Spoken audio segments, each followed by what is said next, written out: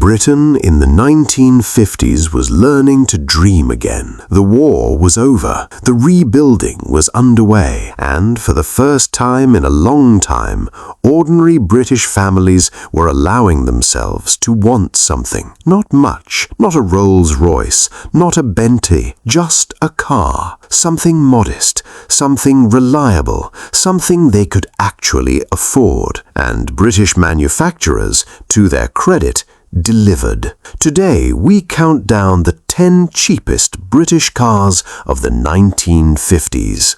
It was hundreds of individual cars, because every body was coach-built separately by Park Ward, by Hooper, by H.J. Mulliner, by James Young. Cars that cost almost nothing then. Cars that most people dismissed. Cars that history has judged very differently. Because number one, the cheapest, most overlooked car of the entire decade, is now worth a fortune. Let us begin.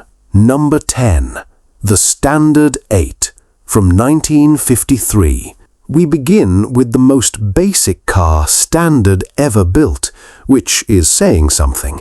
The 8 arrived in 1953 at £481. No heater as standard, no passenger sun visor, no carpets, just 4 wheels, a roof, and an 803cc engine producing 26 horsepower. It was transport stripped to its absolute essentials, but it was honest. And in 1953 Britain, honesty had real value. Families who could never have imagined owning a car suddenly could. The 8 wasn't glamorous. It wasn't supposed to be. It was supposed to be there every morning. And it was. Number 9. The Ford Popular 100E, 1953 to 1959. Ford called it the Popular. For many British families, it became the people's car, thanks to its affordability and reliability. Launched in 1953 at £390, the cheapest four-wheeled car available in Britain at the time, the Popular 100E used a 1.2-litre side-valve engine, producing around 30 horsepower. Modest, slow, entirely dependable. The interior was straightforward to the point of philosophy, but the Popular did something no other car managed at that price.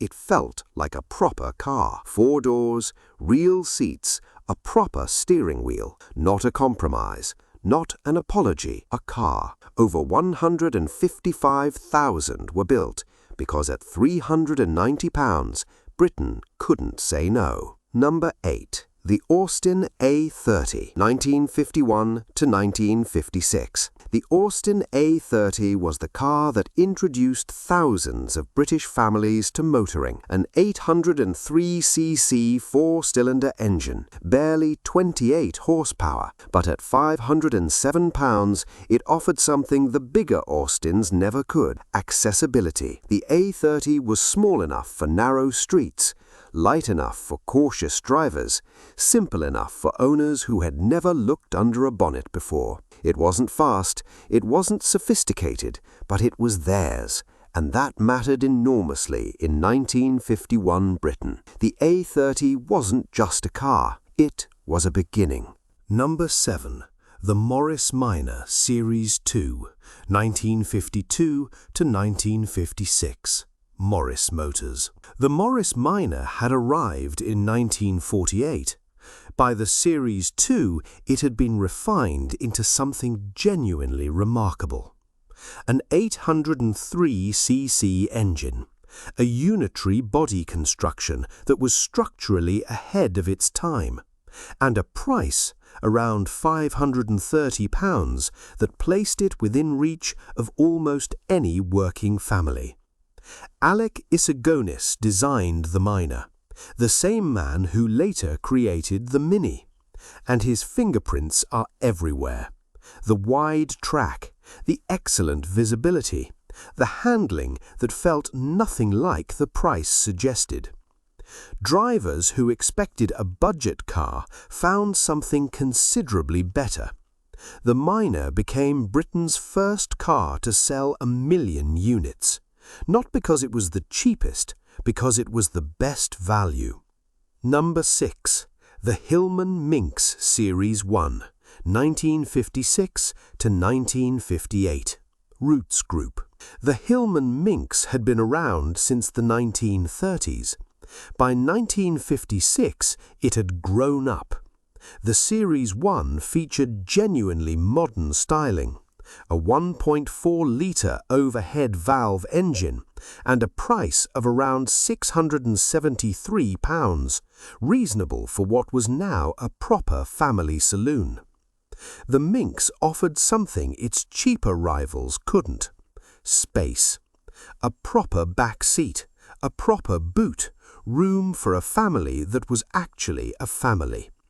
Suburban Britain embraced it completely. Doctors drove them, teachers drove them. Families who had saved for 3 years bought one and felt the world had changed. For many of them, it had. Number 5. The Singer Gazelle, 1956 to 1958. Singer Motors. The Singer Gazelle was the Hillman Minx dressed for dinner. Built on the same platform but finished to a higher standard. Leather seating, wood trim, a level of interior quality that sat somewhere between budget and luxury. Price around £799, which in 1956 felt like a considerable amount.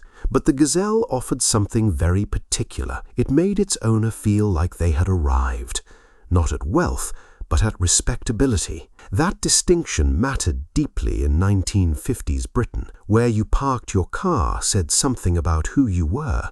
The Gazelle said, quietly, tastefully, that you had done all right. Number 4.